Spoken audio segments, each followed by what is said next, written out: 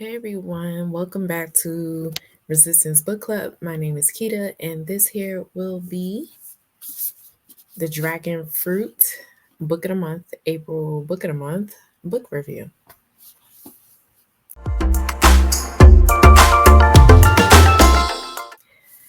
All right, so this here is a debut author, and her name is Maki. I think is Makia Lucier, if I'm not mistaken.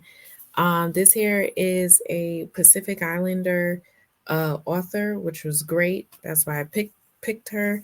Also, I listened to it on audio. Excuse me. I listened to it on audio, and it was narrated by Mac Macquana or Macquana Makia. Let me just say that Macquana or Macquana Makia.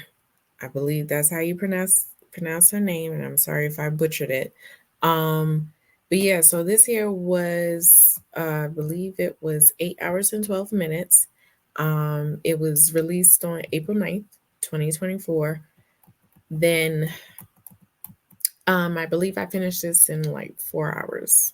Like, cause I'm on the speed of 2.0. So or it could be even higher than that, just depending on the person's voice and speed. Yeah, I know. And dealing with a toddler, I know it's insane, but I can. So let me go ahead and tell you what this is about. Again, I read the synopsis from the.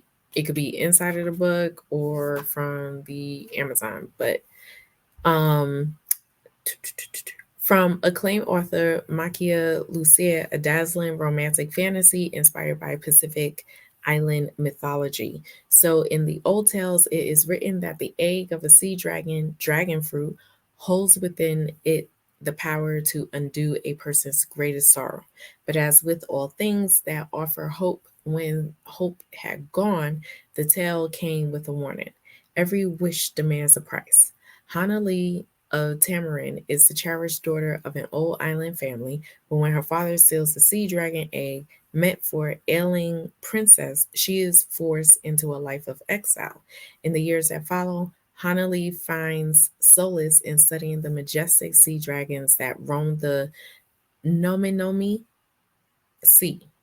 I believe that's how you pronounce it. Until one day, an encounter with a female dragon offers her what she desires most, a chance to return home and to right a terrible wrong. Now, this here is his whole name, but we're just going to call him Sam because they call him Sam for short. Is the last remaining prince of Tamarin, but he can never inherit the throne, for Tamarin is a matriarchal society. With his mother ill and his grandmother nearing the end of her reign, Sam is left with two choices: to marry or to find a cure for the sickness that has plagued his mother for 10 long years.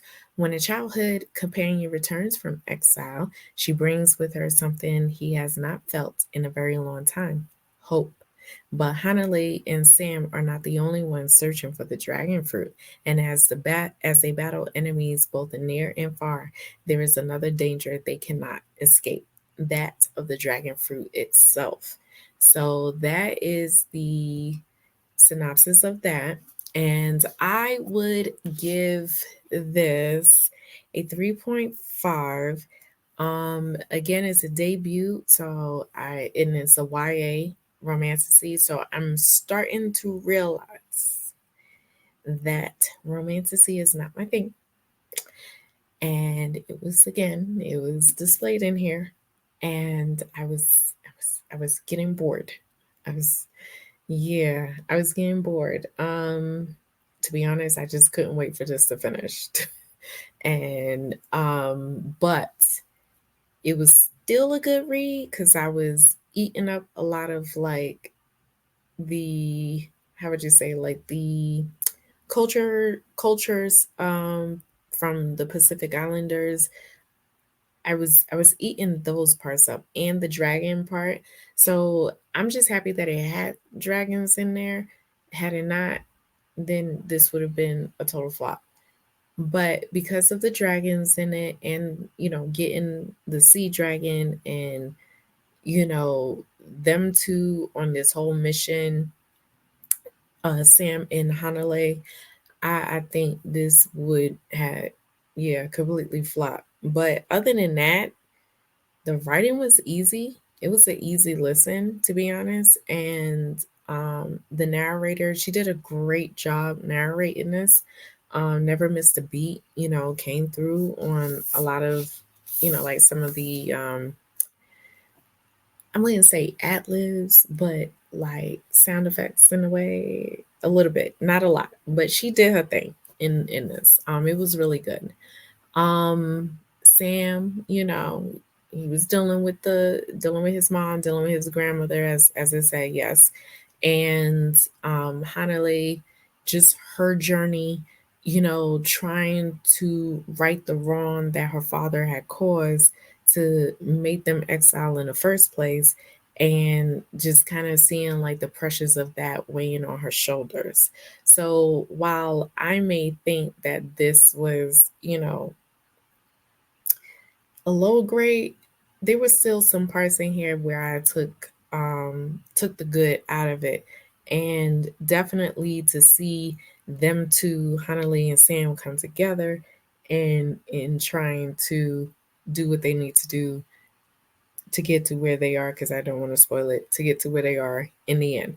Um the I wouldn't even say is more of a world building, but it does help, like the atmosphere of it helped tremendously. I knew where we were. The details of it was fine. I don't know about other people who have read it, if it didn't land like that, but it landed for me for, like I was understanding. Now, I think the other reason for it being a 3.5, it could have been lower. Um, it could have been lower. The only reason why it's at a 3.5 is the dragons. I love dragons, so I'm here for it. Um, there was the tone, right? We're having tone issues in here, and you can hear it as the narrator is narrating some parts. So tone issues were a big thing, especially going from Hanalei to Sam, and then I don't know, it just felt like Hanalei and Sam were in, like, of course they have two different journeys, but it also didn't feel like romanticy, if that makes sense in a way. But I could be wrong.